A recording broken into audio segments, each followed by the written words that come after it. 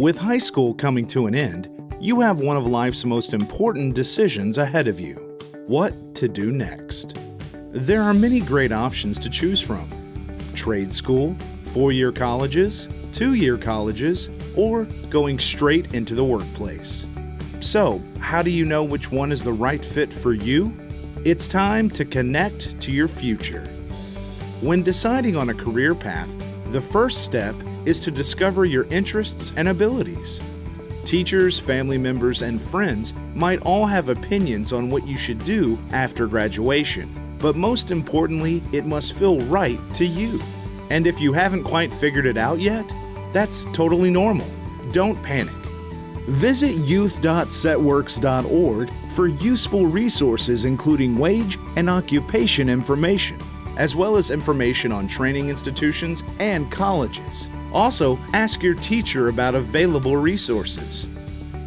Before deciding on your future career, take the time to research wage and occupation information. You might think a 4-year degree will bring you home the biggest paycheck at the end of the month. But this isn't always the case, especially in our area. There are many high-paying blue-collar jobs available that require an associate's degree or apprenticeship.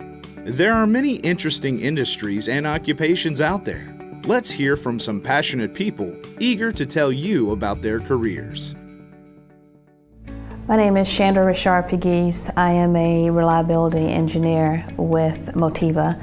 Reliability engineering can go in so many different directions. The number one goal is to look at short-term and long-term threats and mitigations to a particular unit on site. So getting your mind, set on, I'm gonna hang out with kids that are all about studying. I'm gonna make sure that I do my best while I'm in school. I'm gonna make sure that I concentrate, and because really, this is my chance. So some of the skills are required to become an engineer, be it mechanical engineering, electrical engineering, or chemical engineering. You really need to make sure that you take calculus. There's certain mathematical courses that's required, as well as a higher level of your science. The range in salaries is a question that all students want to know. Straight out of college, the range in salaries ranges from $66,000 all the way up to $86,000, with chemical engineering being the highest. Although you may have a passion and a love for something else, there's always room for you to find that passion into that career that you are going after. I started out as a laborer and started learning the carpenter trade, in which I relied on my math skills from high school, which I'm glad I studied them, because we use math every day. Then I progressed after that, become a foreman, then a supervisor. I have done operating work. And then I went into safety. They asked me to because we needed that. And then they asked me to be their trainer and evaluator because of my experience in the years. I've been here for 27 years, so I have a lot of experience with the company. We look for at least a high school diploma. Basically that's it, because we do have training programs for the young people that come into us. A will to want to work and learn is a big key. If you start out as a laborer, you'll do multiple crafts, helping multiple crafts out on the job site. And you find the one that you feel like and may excel at, and then you start learning everything about that craft. Starting out as a laborer, you can, 30,000 is kind of a good base. I mean, it can range more, it can range a little less. Then as you climb up, your hourly wage goes up, so you can get into 50,000 and on up into 6 figures. If I had one word of advice for all the young people out there that's still in school, watch what you do in life, because they all have consequences. Some things can keep you from working.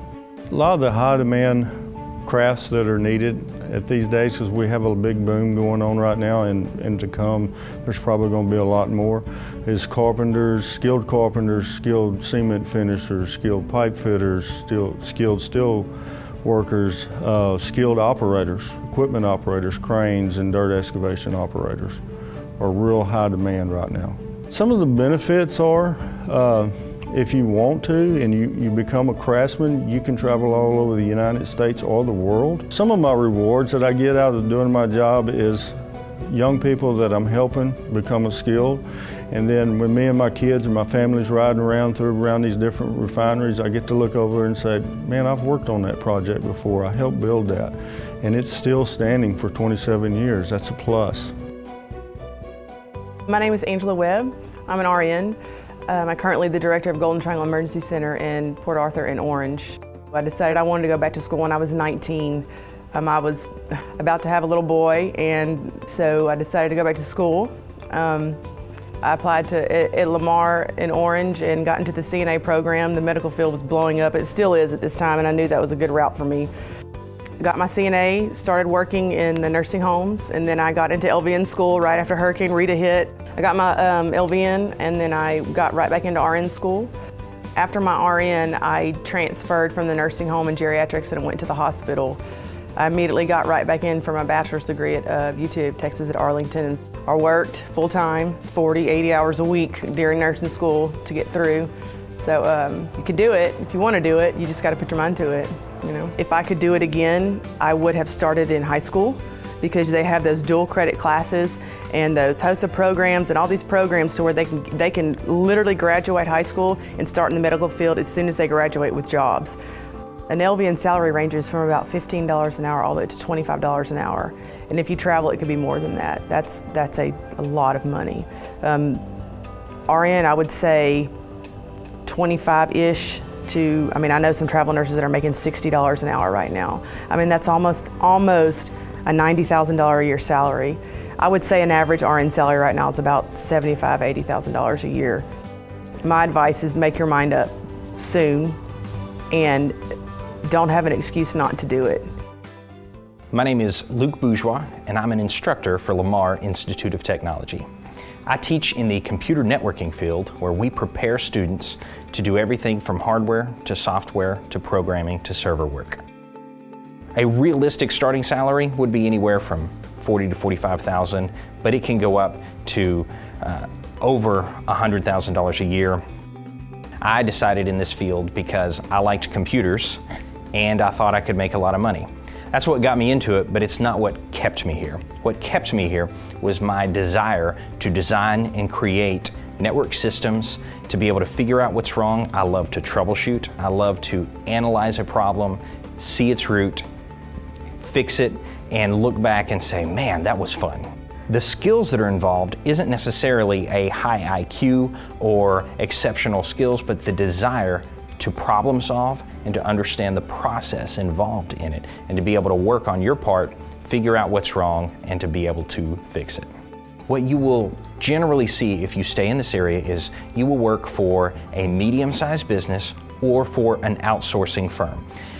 A lot of small businesses can't support the infrastructure required to hire a full-time IT person and pay them what they're really worth. So they will outsource their IT work to a company, and you would be like a traveling IT person. My advice for anybody getting into this industry is to recognize that the journey isn't going to be a short one, but a lifelong one. And it is going to be something where you learn today, you learn tomorrow, and you learn the day after that. It's always changing, so we always have to change with it. And if you want to make those $100,000 salaries, you have to be worth $100,000. Technology isn't going anywhere. It's all around us, and as you can see, it's just growing, and it's growing at an exponential rate. So there are so many fields, so many branches that this goes into. IT really isn't for just a computer nerd anymore, or the guy that sits and plays video games all the time. It's for everyone because of the vastness and the number of industries that it touches. Before moving on to exciting new things, it is crucial that you complete your chosen endorsement and graduate with your high school diploma. According to the latest Department of Labor statistics, people without a high school diploma make on average $9,000 less a year compared to people with a high school diploma. In addition, many high-demand jobs require some post-secondary education. Regardless of what path you end up choosing, make sure that it's one you are excited about and ready to embark on.